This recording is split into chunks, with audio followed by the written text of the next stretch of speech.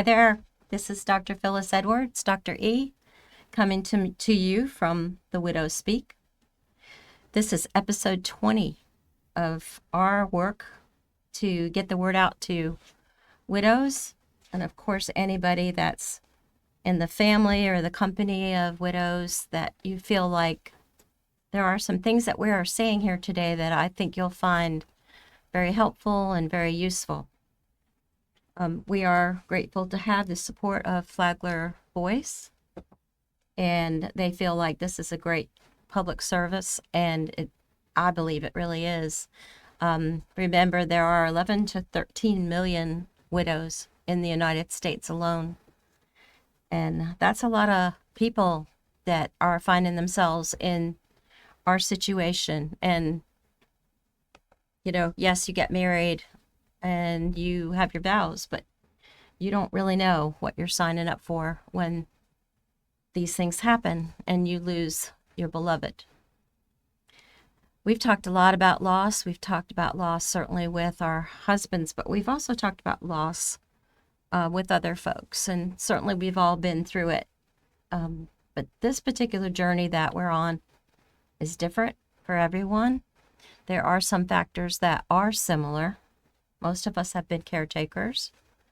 That does do something to you when, in fact, you know, your husband dies, and you know you would say, oh well, you don't have to do that anymore. No, you don't. But your entire purpose is kind of dashed. You're not really sure.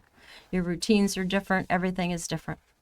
You're also plunged into a world of, I would say, paperwork, administrative duties, but also very, very serious things. And today we are very fortunate to have Nicole Comfort with us.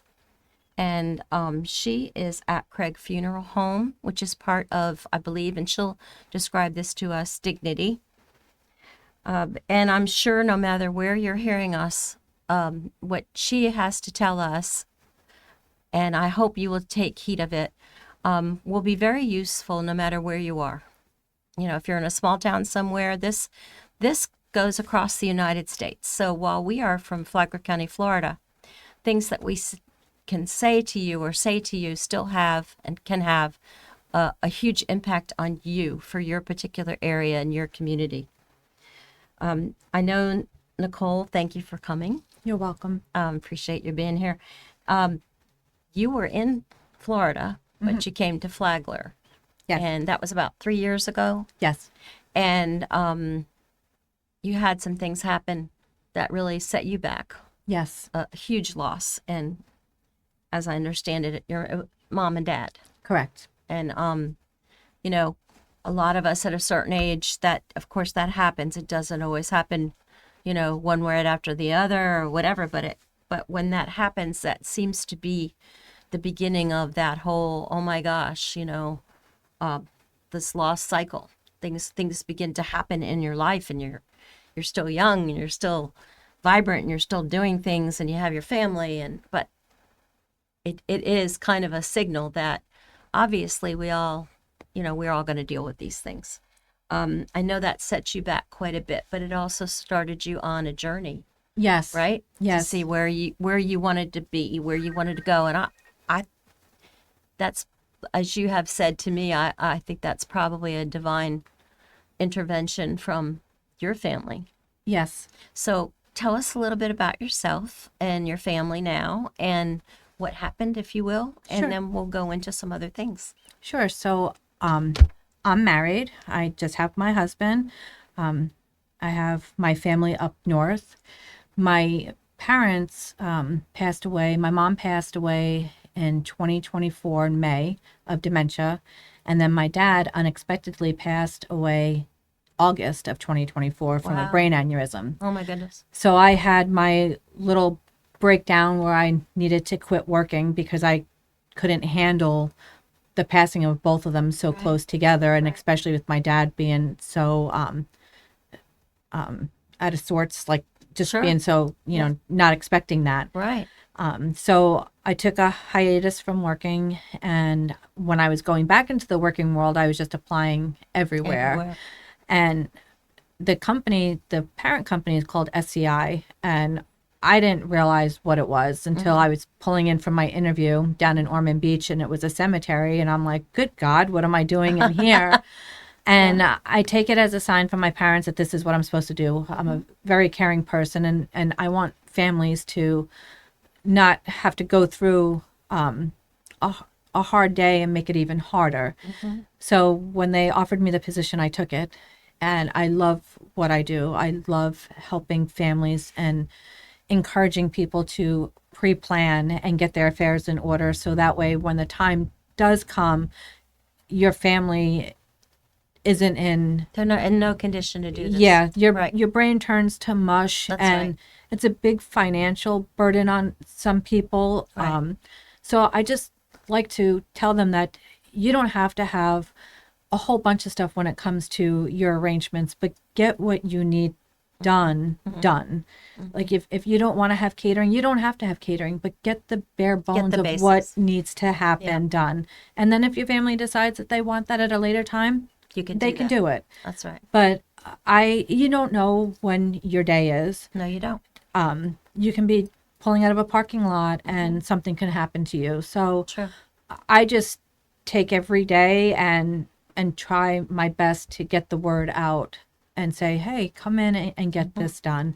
So you are now at Craig, Yes. which is right on Old Kings Road. Yep. To be clear, it's a very beautiful, and you've done some new additions and that kind of thing. Yes. But prior to that, you were in Ormond, correct? Correct. Down So- at Volusia Memorial down in Ormond Beach. Okay, so then you moved over and you are a family services coordinator. Is that right? Yep.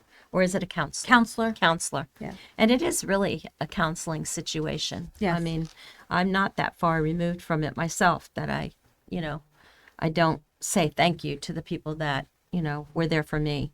What did you do before you got that kind of a situation? My background is heavy equipment. So I worked for John Deere, Caterpillar, Bobcat, all of that. And I love that industry too. Sure. But this one just gets my heart because there's so many people that need help. And when a family does have someone pass, me and my other coworkers who are family service counselors, we go in with the funeral director to sit down with the family. That's nice. And after the services are done, we follow up with an aftercare visit. So we check in to see how you're doing. We give you a checklist of That's nice. who to contact. We go over grief material for you to read. We just try to stay in touch with the families to make sure that they're doing okay, because it is so hard. Even if it is something that's expected, Right. you still don't want to see somebody pass. And you want people to know that you have people on your side that care about you. It's a difficult job because you have to have such empathy, kindness, I think grace, but you also have to be the numbers person, if you will. You've got to give them the right information. Yes. What kind of personality do you feel like somebody needs in order to really do this work and really make, not just do it and say, okay, you're done, goodbye, but do it and really make some sort of a lasting impact? I think you have to honestly just have a heart. You have to be able to care about people Right. and not just care that, they're coming in and you're on to the next person. You have to Right. have that in you, that you want to build a relationship with people, that you want them to walk out the door as if they just sat down with a family member or a friend and they got the best information they can get. I treat everybody how I want to be treated, and how I think I treat people as if you're my family. Like when you come in, I don't want you to leave without getting a hug from me, That's because nice. I think that you are my family. Right. Whether you sit down and write with me or you don't, Right. I'm always here for you. I think that's a beautiful, beautiful, beautiful sentiment. So what I also have been telling people, I think actually from episode 2, talking about all these different things that I had to do. The one thing I can say is that my husband and I, probably 5 years before, decided that we would go and take care of our arrangements. Now, we did not come to you. Yes. But that's okay.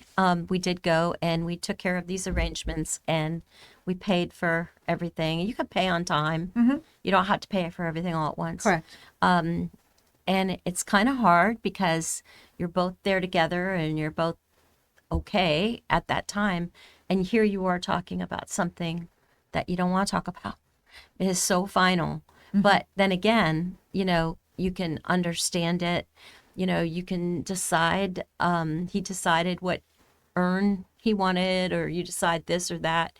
And we actually tried to take care of, as you say, most of the basics. Yeah. Because we did not want our two daughters, if something could have happened to both of us at the same time. That didn't happen. It happened to him, not me. But Yeah. when I had to go do that part of it, at least I felt like that was one place where we were prepared somewhat. And even when you get there, as you say, there's going to be things that you didn't think of, right? Yeah. Yes. That's not something that you have a talk at like Thanksgiving or at the dining room table. You don't talk about it. No, really. I don't ever remember my parents talking about it. It's not something you're taught in school. So people don't discuss it. And until it happened to me, I really didn't even think about it. Right. And even to this day, I keep preaching to my husband, we got to get this done. Got to do it. We don't know. And we're always together. Yes. And God forbid something should Traveling happen or to something. both of us at the same time. Yeah. You just got to get it done. And you might not know. I mean, I don't think we actually discussed it until that day, cremation versus, the traditional burial kind of thing. And he wanted to be cremated. I didn't, but then I thought about it and thought, oh, well, why not? And so that way you have that person there and each person can make their choice and the other person doesn't have to decide on that too. Yeah. Actually, when I went in, it was it wasn't funny, but it was it brought a smile to me because the gentleman, who was very kind, was going through everything and he said, your husband, this is what he picked out. Well, he picked out this urn that was like, I don't know, it was this big. It was huge. I don't know what he was thinking because we haven't done this, right? Yeah. So I'm like, okay, we're not doing that. That can't happen because I don't even think I could get it home. So that kind of thing, you kind of look at and you decide things that day. But I'll also say for people that think, oh no, I'm not going to do this, but financially, you better do it. In about 3 years, 4 years time, you'd be shocked at how costs have come. Yes. And I always say, I'm 52 and I preach to my friends on Facebook saying, get this done. An age doesn't make a difference. No. If you do it when you're in your 30s, it's done. You don't have to worry about it. It takes one day. That's You right. come in, you get your arrangements done, and then you do automatic payments. You don't even have to write a check, Right. and you don't have to think about it. You No. just, And your kids don't have to no. And we also slog give through that. a personal planning guide to everybody that shows, everything that the funeral director will need for the death certificate. There's a spot in there for your legacy. So when it's time to write an obituary, all that information is there. Your genealogy, who to contact. So if people don't hear about it through Facebook or, Instagram, our book that we give people is so informative. It's very detailed. Yeah, and it's so nice to have. And I always tell everybody, wait for a rainy day to fill it out. You don't want to do it when it's nice and sunny, but rainy day, take time and fill it out. Yeah. It just helps your family when they're grieving. It does because, when you actually get to that point, I pulled out all of that. No, we did not complete most of it. And I don't even think he did any of his, of course. that was my job. But I think it's a guy I think thing. that's a normal. I think that's a normal thing. Yeah. But at least to know that, for instance, when your loved one passes, you know who to call. You're not sitting there going, oh my gosh, what do I do now? Yeah. I knew this is what I needed to do. I had gotten the paperwork. I had the completed contracts and all of that. So there was no question of what needed to happen next. So that was one more thing I could kind of take off of my brain. And I will say that no matter how strong of a person you are, when that day comes, no one's strong. No one is strong. Your brain's not strong. No. Emotionally, you're not strong. It's just how we are as humans. And to have all that stuff written down and taken care of just gives everybody more peace. And I've sat in many arrangements where the family says, I'm so glad Right. that mom and dad did this or Right. so and so did this, because it just took the pressure off of them and they can grieve properly. And then if they need to pick out things like cards, the memorial cards or whatever, that's something that they can do and focus on. But you are literally in shock. Yeah. I really think that you're in shock for quite a while. Yeah. So, you're sitting there, you're trying to be brave and trying not to cry and all of that. I think I had one daughter with me one time and then the other daughter with me another time, but basically because we had done our work.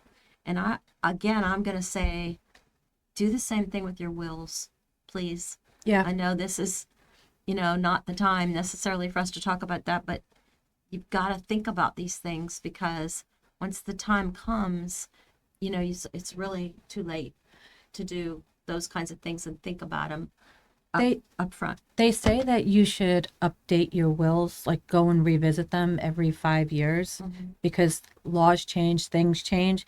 And even with your arrangements, we do file reviews with people, because sometimes you might change. You might change your disposition. You might Right. want to change that. Yes, I want catering now as opposed to back then. Right. So just to revisit that and go over it is very helpful to your family at the time. Right. That's a good idea. I didn't think of that. We got so far as to do the picking out of things and saying, yeah, we're going to do cremation. But I didn't think, and obviously he didn't think beyond that. Yeah. And I can tell you that I think one of the most difficult things that I had to do was at the end of his service, because I planned his service. I wanted it to be a tribute to him, of course. I did his eulogy, I had catering and did all of that and had the verses. But at the end, when everybody goes to leave, that's when the funeral director comes in and has like a box for you. And he actually carried the ashes to the car for me, and I took them home. And again, one of the hardest gut-wrenching things I had to do was carry those ashes by myself into my home. It was awful, quite frankly. And then, what do you do? Where do you put them? And since that time, I've heard people talk about they might have their mom's ashes and their dad's, and then, maybe they've lost a spouse and they've got all these ashes and they're all around. And I'm not saying there's anything wrong with that, whatever works for you. But, I've recently started thinking that, which is why I came to your place. I've recently started thinking that perhaps it's time for me to think about an actual place where he can have a resting spot, if you will. All of his family, they were from White Plains, New York, and they did not get cremated. They were buried, and there was a place called Heaven's Gate. Yeah. And, his brother asked me, or are you going to be, sending Steve here? And I said, no, he's going to stay here.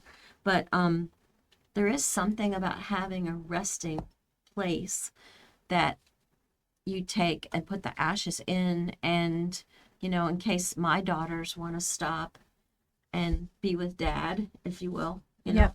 And I want to make sure that there's a place for me as well. And so I came to see you. So can you talk a little bit about Sure. what kinds of things people might look at? So with cremation, there are so many options that we have. We have mausoleum space, we have niches, you can do ground burial, we have monuments, we have pedestals, we have benches, we have columbariums, we have private mausoleums, we have the sky is the limit when it comes to cremation. I mean, they can shoot some of your ashes out into space now. So we have cremation jewelry. Oh my goodness. With cremation, there's so much. I always preach to people to find a final resting space, whether you scatter, whether you come to the cemetery and do something, but find a final resting space, because you don't know, generation after generation, they're not going to know who's in that box. Right. They're not going to care. And you don't want to toss somebody out. And that's unfortunately sometimes what happens is they wind up down at a landfill, or they wind up in God. a thrift store because somebody thinks it's just a vase and my it's not, goodness. it's an Yeah. urn. So you have to find a final resting space. I mean, it's just so important. It's somebody that you loved. Yeah. It's not like a newspaper that you're just gonna toss out. I find it dear to my heart. Like, I have both of my parents' urns. My intention is to get a cremation bench for me and my husband and my mom and dad. So all four of us That's can nice. go in there. Their names can be on one side and mine and my husband's name on the other side. And then I feel like it's paying it forward to somebody who comes to the cemetery that is visiting a loved one. They can sit on that bench and visit as long as they want. Right. So I just think that with cremation, even with burial, there's options out there for you. But again, you really don't think about this. You don't know this kind of stuff, you know, and it's just like so far removed, and you want it that way, I guess, because you're thinking about life, you're not thinking about what happens after. When you've been in these sessions with people and they're so raw, what are the hardest decisions that you've seen that they have to make? What kinds of things? So the hardest is what mom and dad wanted. Did they want to do, a full body burial, or did they want to do cremation? Because people just don't talk about it, and it's, like I said, it's not something that you bring up at the dining room table. No. So, and with families being so far removed from each other, living all over different places, it's not a conversation when you pick up the phone and you talk to somebody. No. And sometimes when you do go visit a family member when they are sick and dying, they can't talk about it, or they're just not mentally there. Right. So that is, I think, the hardest, is just watching the family decide what they want to do.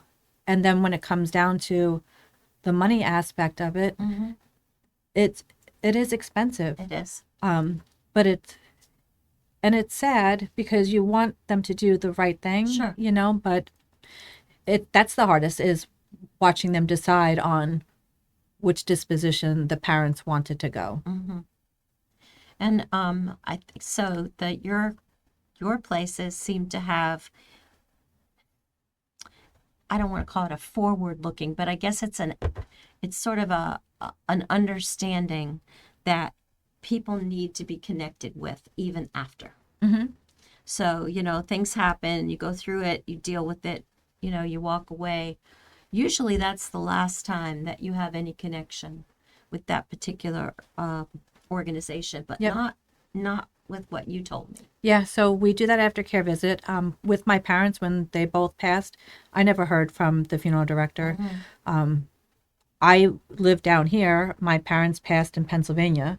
Okay. So with us, through Dignity, you get travel bereavement, where they help you get airlines, rental car, hotel. We have our aftercare.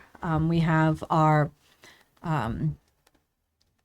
my mind's drawing a blank. We have our compassion helplines. You've actually gone out to people's homes. I have gone to people's homes. I'm actually having lunch with somebody tomorrow. That's nice. His wife had passed away in December. He's fully planned, but we're going to go have lunch together because I consider him family. Isn't that nice? Yeah. So tomorrow we're having lunch, but we offer a compassion helpline. That's 13 months for anybody, friends, family that need to talk to somebody. We offer a child protection. So if you have a child or a grandchild under the age of 21 and they should pass, we pay for their funeral. It's okay. So, Wow. yeah, so we do. Say that again. That's So if you have a child or a grandchild under the age of 21 and they should pass, we would pay for their funeral. That whatever you do with us, oh my we'll take care goodness. of. Wow. And then since we have so many locations across the United States, Mm-hmm. if you decide that you do arrangements with us and you want to move to Arizona because you're tired of the humid and you want the dry Right. heat, whatever you do with us, we'll follow to another Dignity Memorial. I So see. we're in Canada, Puerto Rico, and the United States. My goodness. So Wow. it all carries with you and follows you, just as long as it's outside of 75 miles. Mm-hmm. And then we also have a travel protection. So if you are traveling and you go on a cruise or you go to Europe or wherever, just as long as it's outside of 75 miles Right. and something should happen to you, your family calls a number, we get you back into our care. So if you're on a cruise and you're down in Mexico and you don't speak the language and your family doesn't speak the language, we get you back to us. So, I mean, it's just something that we try to take care of Your families. your family. Your family is our family. Right. And I know you recently added on to the Old Kings location. It looks like you have a very nice space where people can have their reception or whatever you want to call it, their Yeah. life service. I don't know what you call it now. Yeah, we do. It's a celebration. So we have what we call a 3D obituary. So when you walk into the room, either where the urn will be or the casket will be is art, like it's pictures or Right. statues, anything that tells about your story. Right. So, like my dad was a correction officer and he was in the fire department. He liked old cars. He loved Route 66. So yeah. they would have the display That's all nice. designed around Yeah. my dad. So when you walked into the room, It was about him. yep, and you didn't even have to know his name, but you knew all about him. Wow. They put the linens on the tables to match your favorite colors. They have slideshows that they do. They'll play your music. Right. Our big room holds 121 people. Our smaller room holds 80.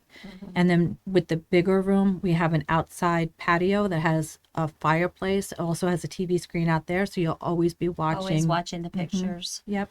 That's very lovely and Yeah. very well. I think you well thought of. You guys have thought about a lot of things that people really, it touches their heart. And Yeah. if you are in one of those outside places too, I know you can go in and get, like if you wanted to, there's a program that you have where 4 times a year they put flowers there or something. Yeah, so we have our flower program. So if you're out of state and your loved one is here, we have our flower program. And Lisa, who's our receptionist, she goes out and places the flowers for everybody.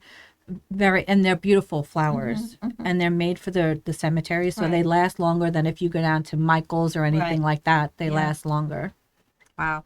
Yeah. Well, I think those are all really well thought out things, and I think we're going to be closing in a minute here, but I guess what we really want to leave you with is that while this is really not a fun thing to talk about, it's something that I'm hoping that, you know, if somehow you landed on this, you will start to think about this, even if you are a youngster, as I would say, if you're a baby still in your 30s or 40s or even in your 50s, you need to think about this because, you know, everybody is only here on earth for a time and we don't know what our time is. So, you know, you kind of have to think about the people that you're leaving behind.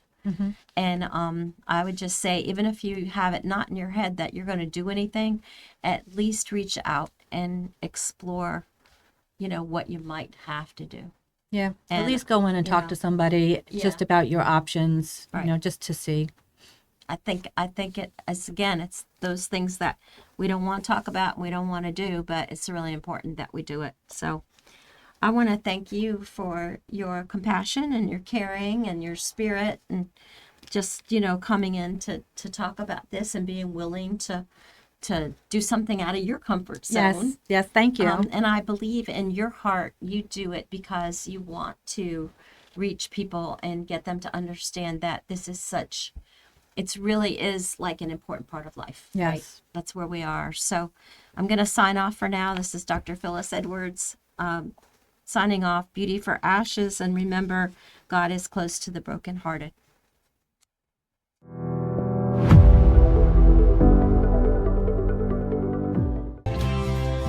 Things are truly better with us.